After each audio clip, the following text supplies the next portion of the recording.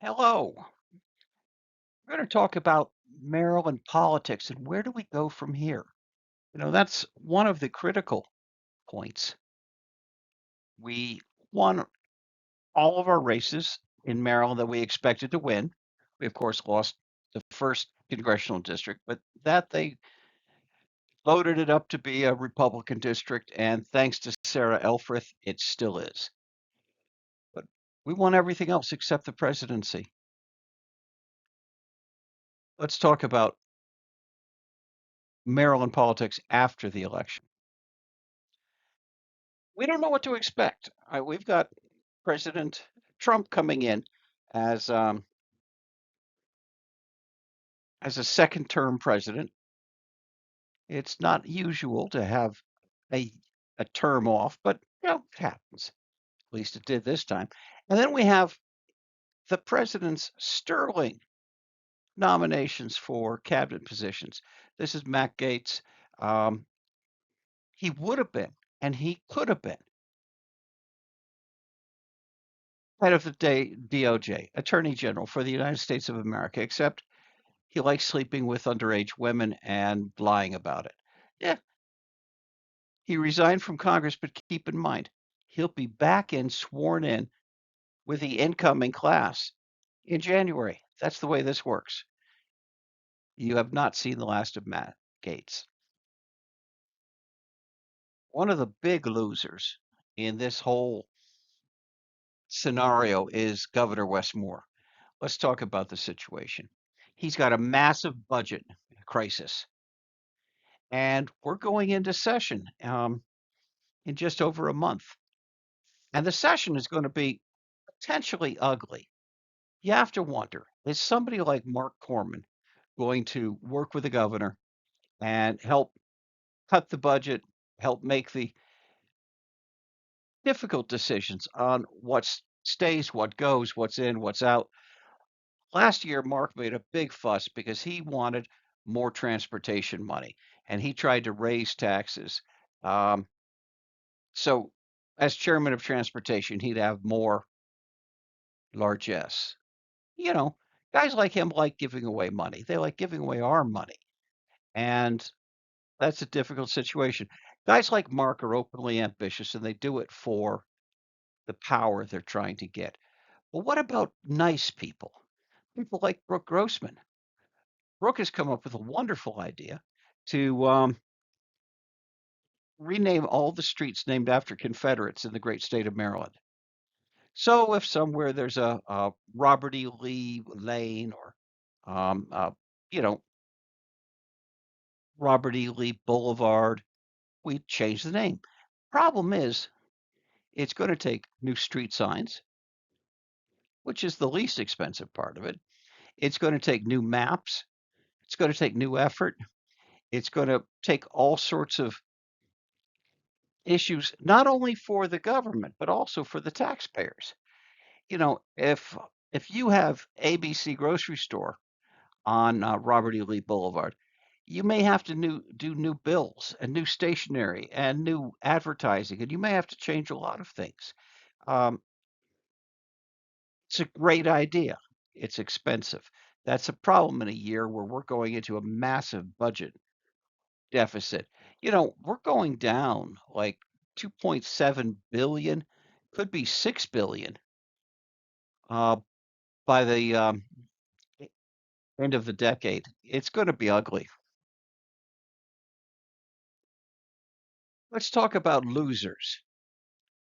They're dead, so they don't have to put up with it anymore. But Mike Miller, Mike Bush, pushed through the blueprint for Maryland's future, the so-called blueprint that is haunting counties across the state. It's expensive. They knew it was expensive.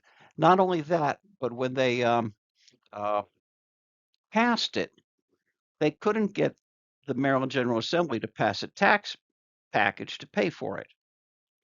So really, what the blueprint is it's an unfounded mandate that makes the teachers union happy and severely hurts counties across the state.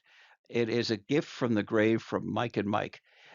It's interesting to see Paul Pinsky directly behind the two men. Um, Paul's working for the governor in his administration. I wonder how that's working out. Bill Ferguson wanted to get rid of Paul Pinsky, so he talked the governor into taking him. And then with her head down, isn't that Adrian Jones, Speaker?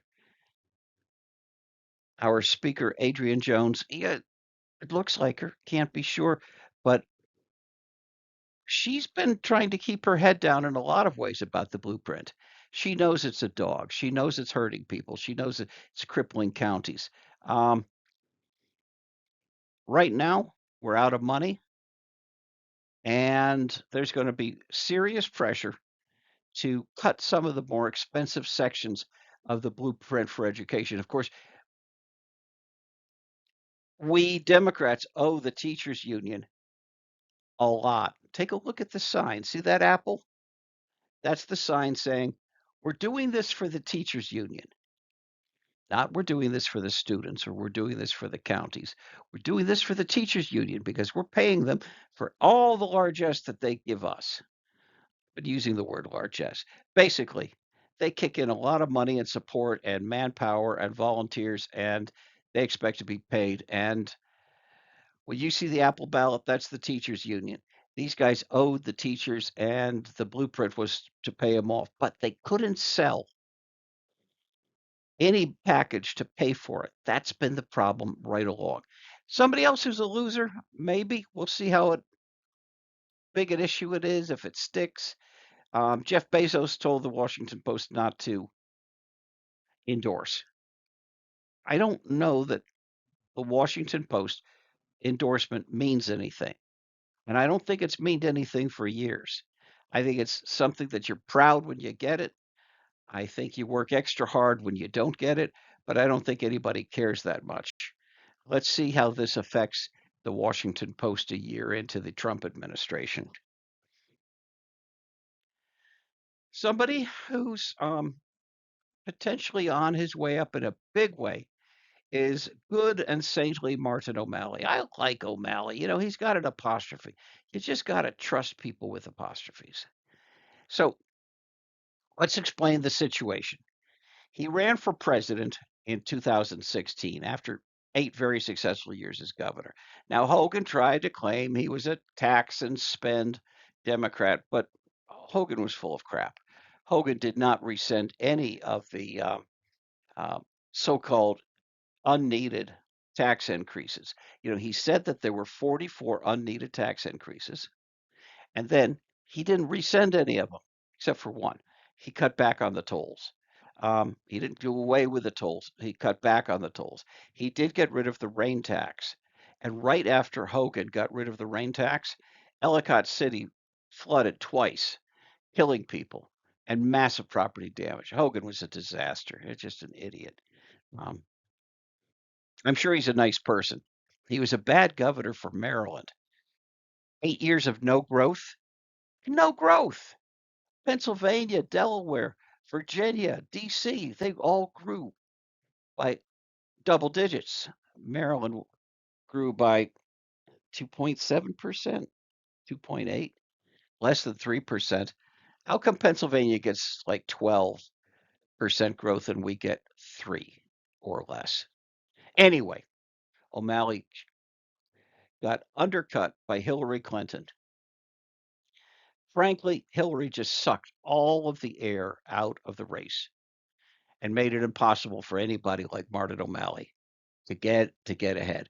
There was an understanding with Clinton that she would back him for DNC chair to make up for killing his campaign.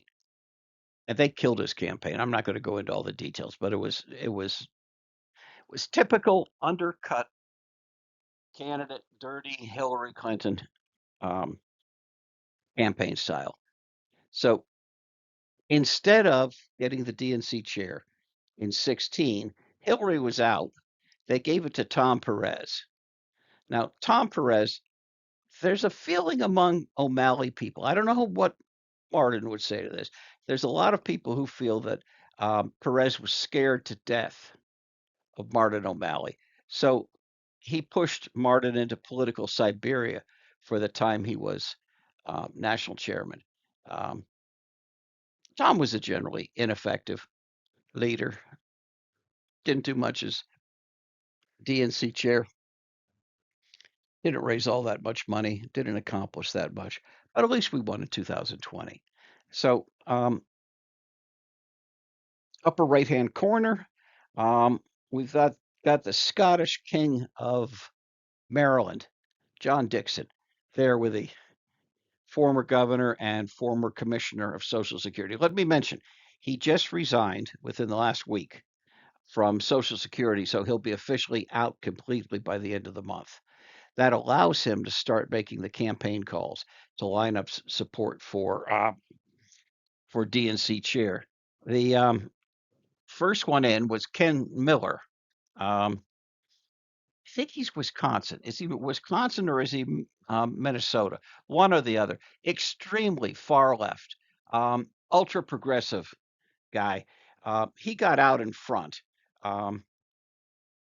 and Martin's been playing catch up, but I understand he's very close to catching and surpassing Ken Miller. The big problem with Miller is that he's so far left that he basically takes all the things that Trump criticized about Democrats and wears them on his sleeve. So he's the guy who's going to be arguing that we need to have transsexuals on all sports teams in high school. That's going to go over real well. We know how it did this time. Um, Lower right hand corner, Jamie Harrison. Jamie really screwed up. Um, he's a disgrace. He fired most of the staff from the DNC after the election. Now, it's understood most jobs go away after the election, but a lot of jobs that he fired don't go away. Some of those people have worked for the DNC for 40 years. Some of those people have been poor workers for the party for all this time, and he fired them by email. What the hell's wrong with Jamie Harrison? So, these were union workers. He fired union workers with no severance pay by email. He doesn't deserve to be a Democrat.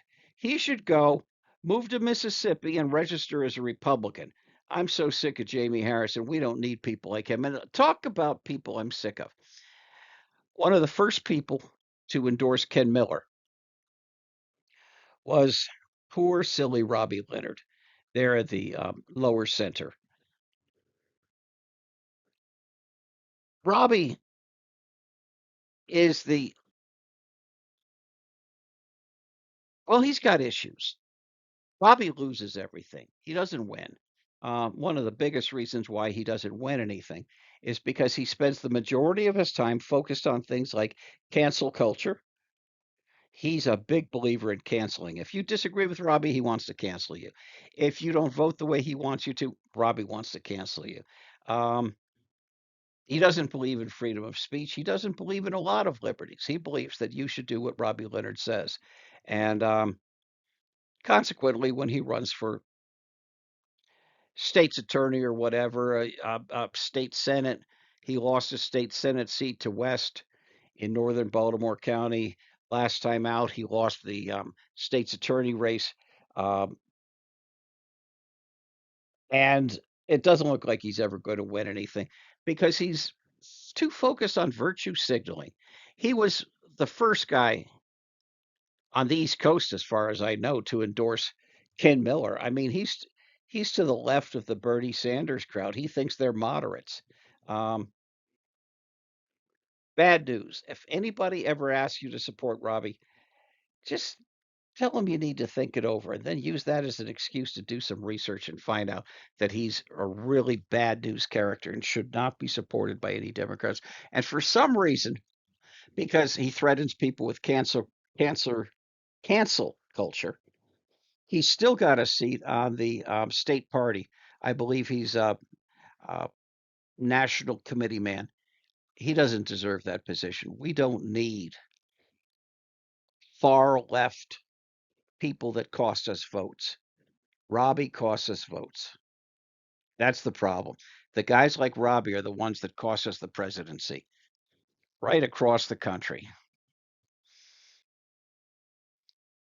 Dan Cox is a big winner in this race. Now you're thinking Dan got smeared for governor. How can he be a big winner? Well, Dan backed Trump all the way through, and now Trump is passing out appointments, and the word is that Dan is being considered for U.S. Attorney for the state of Maryland. If he gets that much power, it's going to be a very interesting situation. Granted, he has not been a successful attorney. He sued Governor Hogan 3 times. When he was a Republican in the Maryland General Assembly, he sued the Republican governor 3 times and lost. It wasn't even like he won one of them. He just kept filing and losing.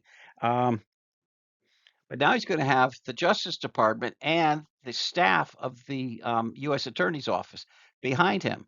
So people who get in Dan's way or irritate him will probably find themselves being investigated by the AUSAs. That's going to be interesting. Let's talk about another person who has come out of this election season in a big way. Secretary of Housing, Jacob Day. Uh, Jake makes a great appearance. People like him. He's friendly. And Jake's got a secret weapon. If you take a look at the lower center, you'll see Governor Moore and Jake's 2 daughters. People just melt when they meet the girls. They are just so sweet and so pretty. I don't know what he's going to do. I don't know what's next for him. He's doing a great job working with the governor. And he just became a paratrooper. And Wes is a paratrooper. Wes was 82nd Airborne. Jake just got his parachute wings. So anticipate big things in the future for Jacob Day. He's quite a guy. Another guy who's on his way up, um, State Treasurer Dereck Davis. Dereck is, and there's a few Dereck Davises, so keep in mind he's Dereck Davis or Dereck E. Davis. Great guy. Uh, he's no BS. He doesn't say things he doesn't mean. He jokes on occasion, but on the whole, he's the kind of guy who does what he promises and always sticks up for the voters. You know, a lot of people in Prince George's County were lured over to supporting David Trone in the primary. Davis stuck with Angela Alsobrooks. It was the right move. That was the move that the people wanted. The elitists, the far left progressive malcontents backed Trone, but solid, decent, moral people like Dereck Davis stuck with Angela Alsobrooks. One of the things that he did was he took a young black woman with a good education, a couple of years of teaching, and a number of years in business. And when he got Maryland 529 dumped in his lap by the Maryland General Assembly, it was a mess. It was just a disaster. It was a laughing stock across the country. He had to take it over, and he turned it over to Courtney Finklea Green. In just over a year, no, maybe it's under a year, Courtney took Maryland 529 with the treasurer's guidance and mentoring and took it from the worst 529, which is a college savings plan, worst 529 in the country, and turned it into, right now, it's rated #1 in the country by CNBC, the National Business News Network. Lower center, Davis has got a smile. And, right now, with the respect he's generating as state treasurer and as a member of the Board of Public Works and backing Angela and bringing in Courtney, he's got a lot to smile about. Another person who's found her way, Walla had a rough first year on council. She learned from her mistakes.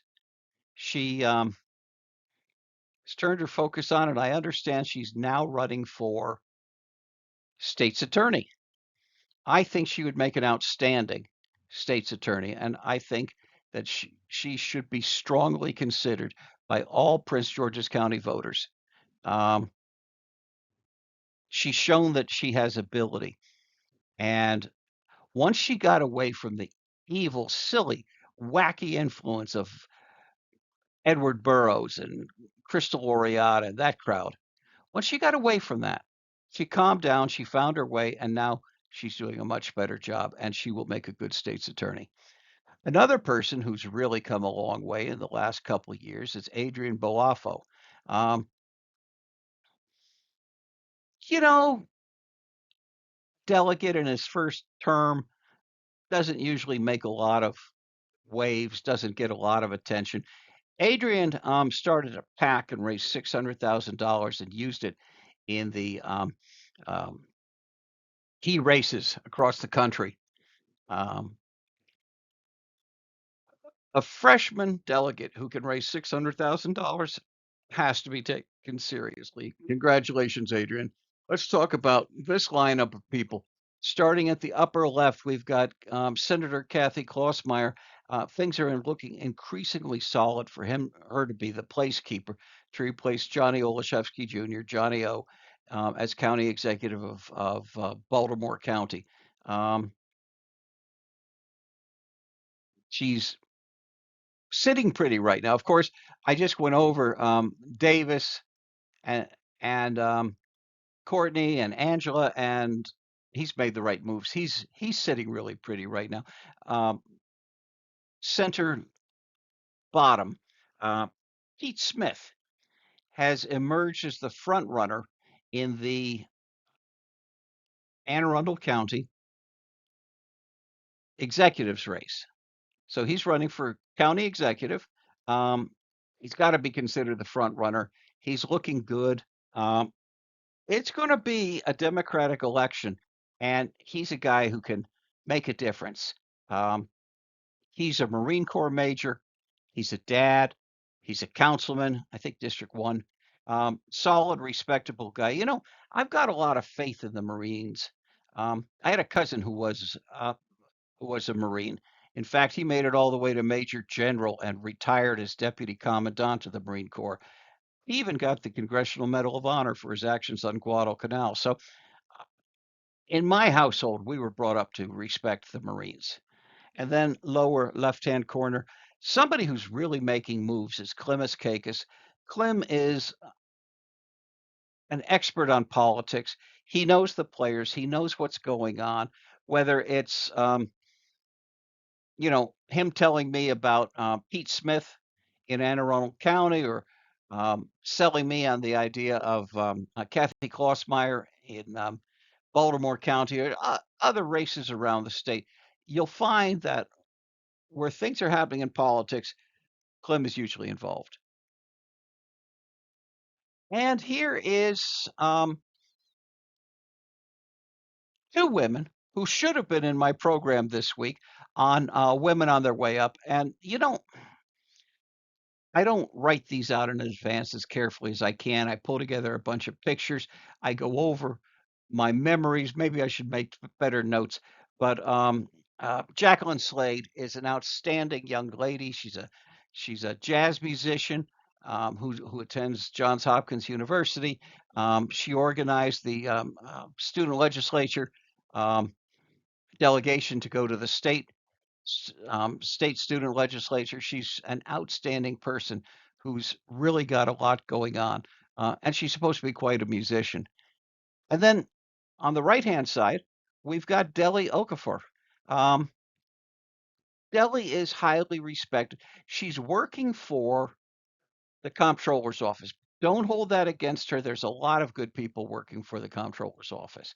We should never hold the employees of the comptroller's office hold them responsible for anything that Brooke has done or not done. And there she is with Johnny O. She's rumored to be somebody who could be moving up in the not too distant future. So I think a lot of people are paying attention to that.